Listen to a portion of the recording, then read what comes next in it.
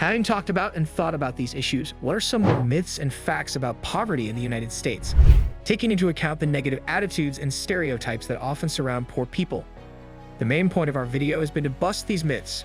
In fact, poor people in the United States have more false beliefs and negative ideas about them than almost any other group. There are a lot of mistakes about what poverty is in the United States. These misunderstandings can be seen in everything from the current wave of political hyperbole to the average person on the street.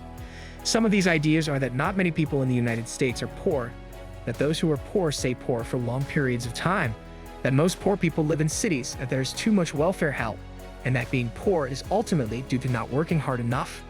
All of these assumptions are wrong, even though a lot of people think them. Poverty in the US has been seen for decades as a problem caused by them rather than us. There is a common misunderstanding that poor people live in very remote parts of the United States. One of the most important parts of this idea is the idea that poor people had either not tried to get out of poverty or have made bad decisions and choices that have kept them poor. There are also a lot of race factors that affect this point of view. People of African descent and other people of color are more likely than white people to be seen as poor. Poverty is not seen as a problem within the United States. Additionally, it is noted that the poor are thought to mostly live in inner towns with high crime rates and other unhealthy conditions, and they have been stuck in poverty for decades.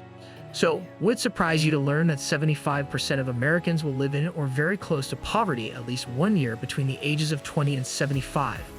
Or that only 10% of the poor live in areas with a lot of poverty? Or the fact that 2/3 of poor people in the US say they are white, according to the US Census Bureau?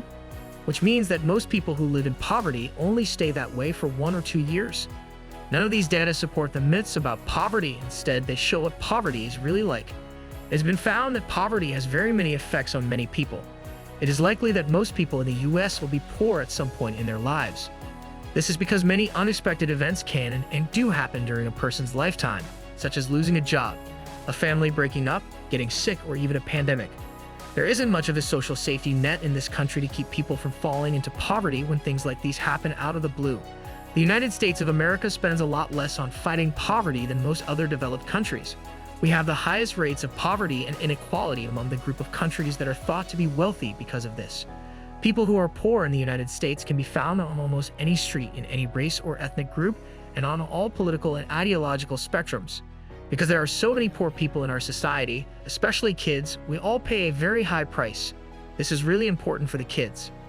The data shows that if we make a small investment to reduce poverty, we will be rewarded many times over by cutting down on the huge costs that come with a number of problems that are all related. Americans can start to understand how deep this economic and social problem goes by changing the way we think about poverty from something that happens to them to something that happens to us. Now that people don't think that only strangers are poor, we can't just take it easy and act like we're not affected by poverty. We're all affected by poverty in some way, whether it's directly through living in poverty at some point in our lives or indirectly through paying for its high costs with our tax dollars.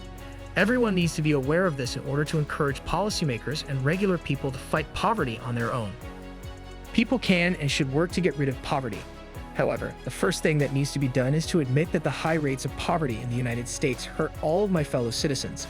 It is clear that this is the case since Benjamin Franklin wisely said, "We must indeed all hang together, or, most assuredly, we shall all hang separately," while the Declaration of Independence was being signed. But studies have shown over and over that poor people's thoughts and actions are very similar to those of most Americans. In the same way, most poor people have worked hard in the past and will continue to do so in the future.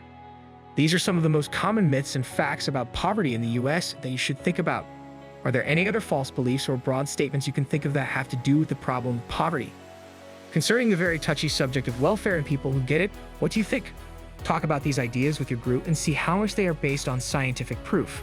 What's the point of continuing to act this way? Instead of being caused by bad people, poverty is eventually a result of mistakes made at the political and economic levels. This shows that the best ways to fight poverty are to have a job that pays a fair wage, access to high-quality healthcare and childcare, and a job that pays a fair wage. But these thoughts won't come true until we realize that poverty is our fault, not theirs. The importance of social programs and policies. Taking action to alleviate the effects of poverty on males calls for the implementation of comprehensive policies and social initiatives that target the underlying factors that contribute to poverty.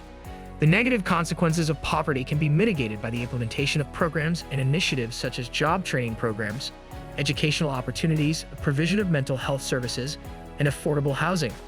Through the provision of men with the instruments and resources necessary to attain economic stability and well-being, society has the ability to assist in the redefining of masculinity in a manner that promotes lives that are both healthy and productive.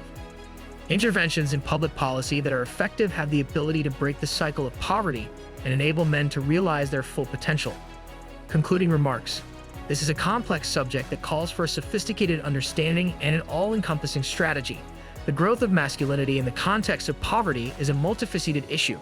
Poverty has a significant impact on the lives of men, influencing their identities, habits, and mental health in significant ways. It is possible for society to assist in mitigating these impacts and promoting a healthier and more inclusive definition of masculinity if it acknowledges the difficulties that men in poverty confront and takes steps to address those difficulties through targeted interventions and policies that are supportive. It is vital to address the connection between poverty and masculinity in order to create a society that is more egalitarian and just, one in which every individual has the opportunity to flourish. At the same time, it is of the utmost importance to encourage open conversations about the changing roles that men play in society and to eliminate the stigmas that are connected with seeking assistance and displaying weakness. It is possible to create communities that are more resilient and adaptable by giving men the ability to redefine their identities outside the typical economic roles they have played. By working together, we can provide assistance to men in overcoming the obstacles that are brought about by poverty. This will ensure that they have access to the resources and opportunities that are necessary for them to lead lives that are satisfying. By taking these steps, we are laying the groundwork for a future in which the concept of masculinity is not limited by the economic conditions of individuals, but rather is enriched by the varied experiences and strong points of every single person. Tell us what you think in the comments, and if you want to see more videos, hit the subscribe button below. Thanks for seeing.